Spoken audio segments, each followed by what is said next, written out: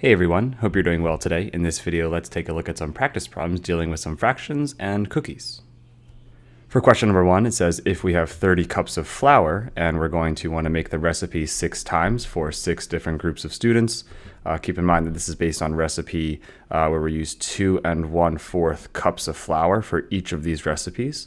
So just want to clarify that for a second. The question is how much flour would be left after we used all of this flour. So what we really want to do is set up a problem where we have 30 cups of flour to begin with, and we're going to be using flour, so we're going to take away 6 multiplied by this 2 1/4, right? So if we make the recipe 6 times and we use 2 1/4 each time, we're going to multiply.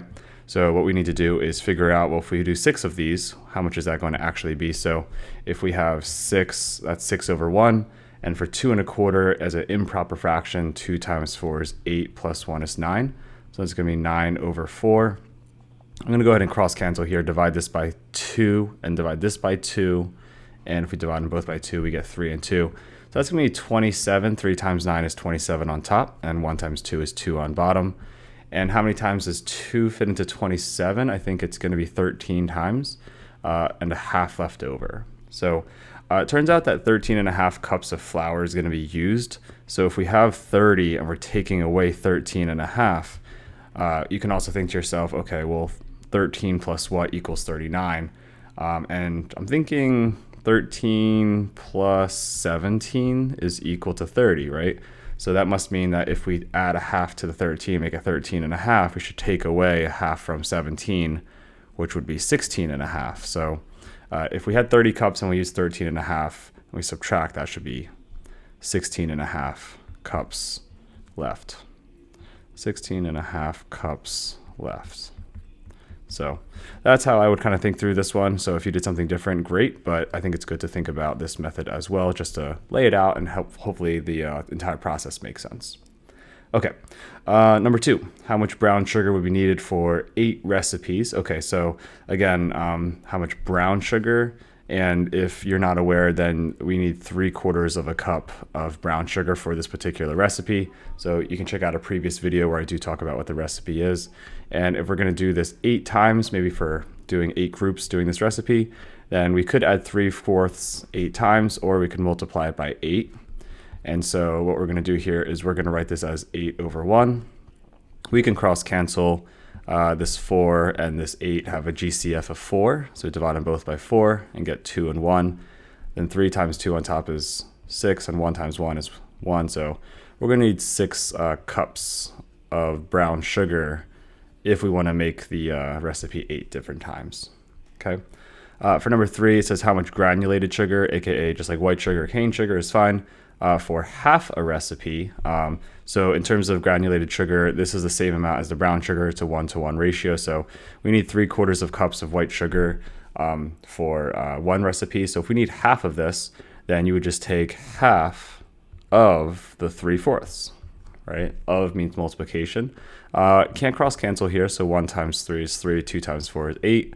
So we need 3/8 cups, or a cup, I guess, I'm not sure, of the white sugar if it is for half a recipe. So it's half as much. And notice when you take half of something, half of a fraction, you just double the bottom number instead of the top number. Okay. Check out number 4. So just say there is no 3/4 measuring cup. What are 2 ways that you can measure out 3/4 of a cup of sugar?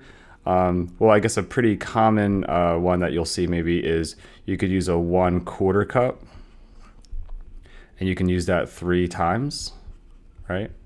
And that makes sense, hopefully, because if you have, a quarter plus a quarter plus a quarter, or a quarter times 3, that's one way you could do it.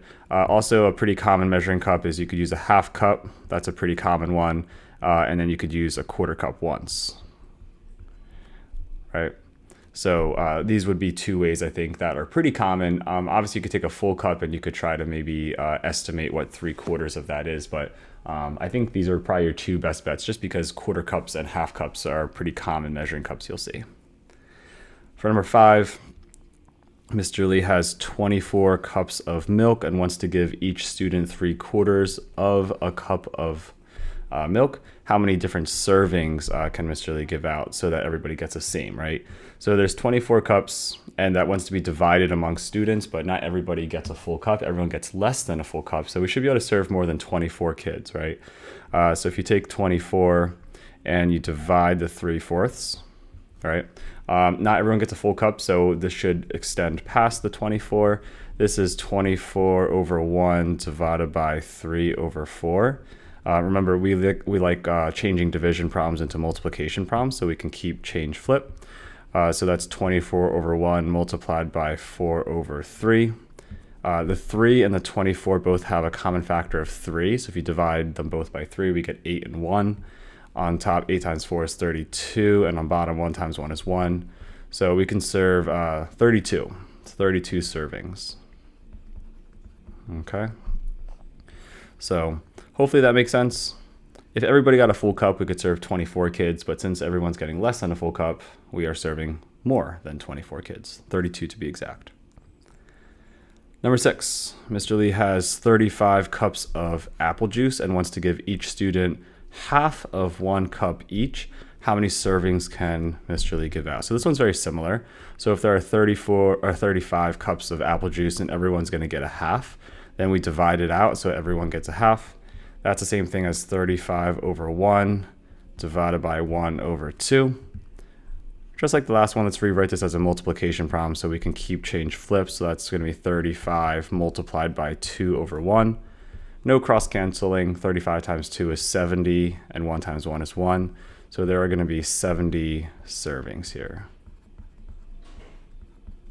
Hopefully that makes sense. If everybody got 1 whole cup, that would be 35 servings, but everyone gets half, so it goes twice as far.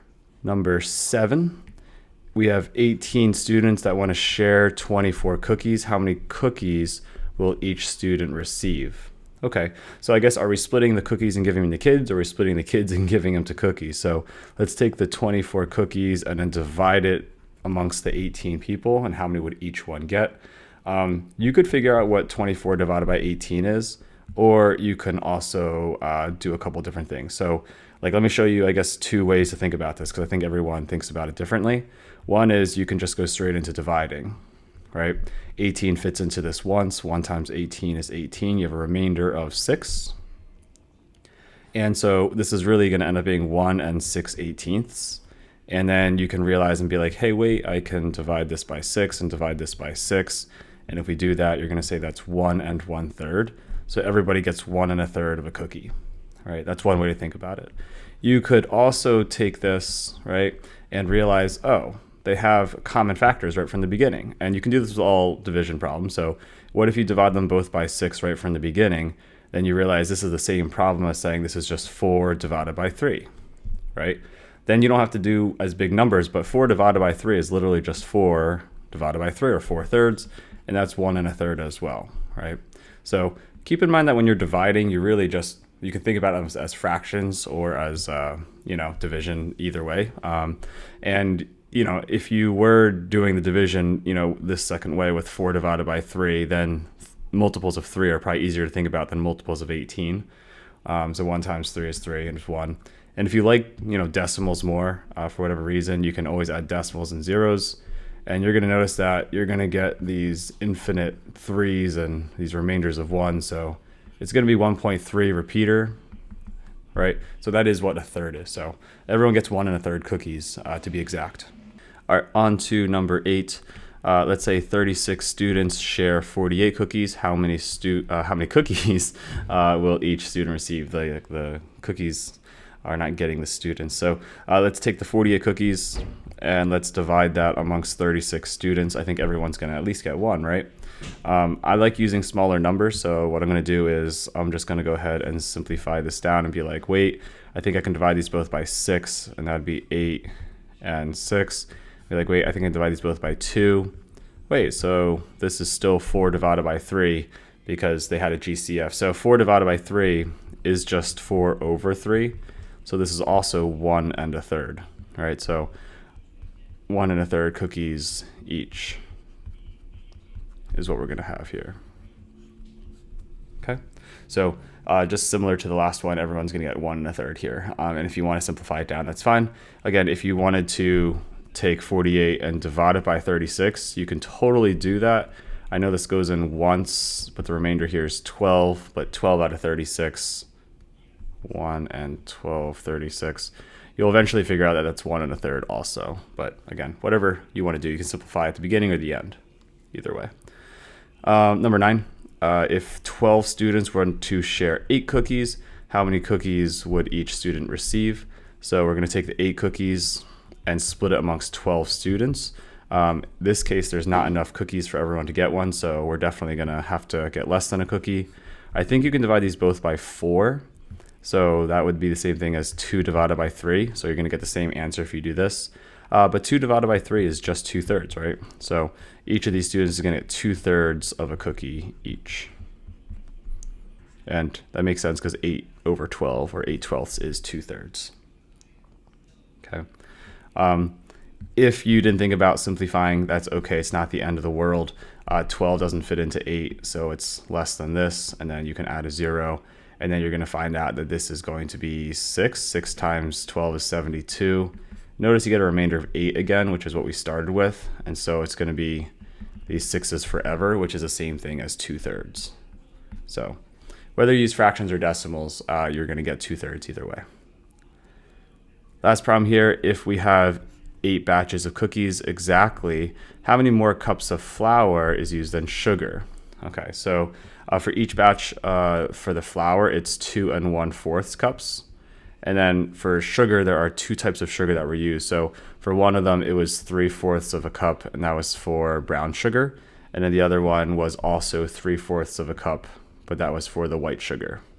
So for one recipe in total, what you can figure out here is, yes, we have 2 1/4 cups, but for one recipe here, 3/4 plus 3/4 is going to be 6/4, which is the same thing as 3 over 2 if you divide them both by 2, which is 1 1/2 cups of sugar that go into each recipe. So we're talking about this sugar as like in total.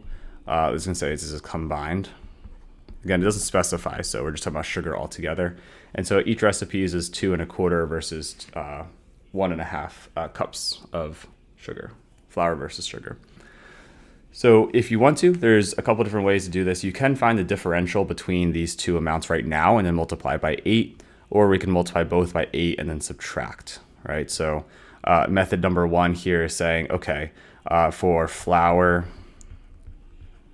this is probably how most people will do it. Take 2 1/4 and multiply it by 8, and then that would be the same thing as 9 over 4 times 8 over 1. Then cross cancel 1 and 2, and you would get 18 cups of flour, right? And then if you were to do the sugar in total, what you would take is there's 1 1/2, that's brown and white sugar, and you would multiply that by 8. So that would be 3 over 2 times 8 over 1. And that would be, we could cross cancel this 2 and 8, and that would be 12, right? So there's going to be 18 cups of flour and 12 cups of sugar. And then if you go ahead and take 18 minus 12, that would be 6 cups of a difference, right? So that's one way to do this. Perfectly okay. There's another way, I guess, to think about this is, I was saying earlier, you could take, well, what's the difference between these for one batch? And so if you think to yourself, like, what is 2 1/4, like how far is that from 1 1/2, right? And so like in my head, I'm thinking, I know that this is the same thing as 2 1/4 and 1 2/4. So I know that these are really just 3/4 apart from each other, right? That's how much of a difference there is for one batch. And if you take that 3/4 and multiply it by 8, because there's 8 batches, then these would cross cancel, and 3 times 2 would be 6. 1 times 1 is 1.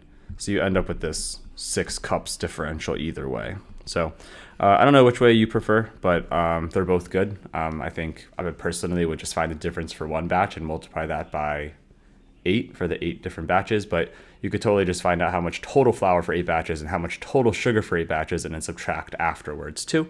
And that would get you that total difference. A little bonus for you is like, this is basically saying there's 8 batches and we have 2 1/4 compared to 1 1/2. So if you solve this the way it is right now, and you did order of operations, you subtracted and then you multiplied by 8 afterwards, that would be this like method that I just went and just did over here. However, little bonus for you to try to wrap your head around is like if you multiplied 8 of these and then 8 of these and then subtracted afterwards, that's essentially what we did over here, right? We did 8 of those, and subtracted. So the distributive property is kind of hidden in this, but I didn't explicitly say that, but just if you make that connection and you understand it, that's pretty cool. So good job with that. So hope you found this video helpful and you can see the applications of fractions a little bit more here. And as always, keep up the great work, and I'll see you in the next one.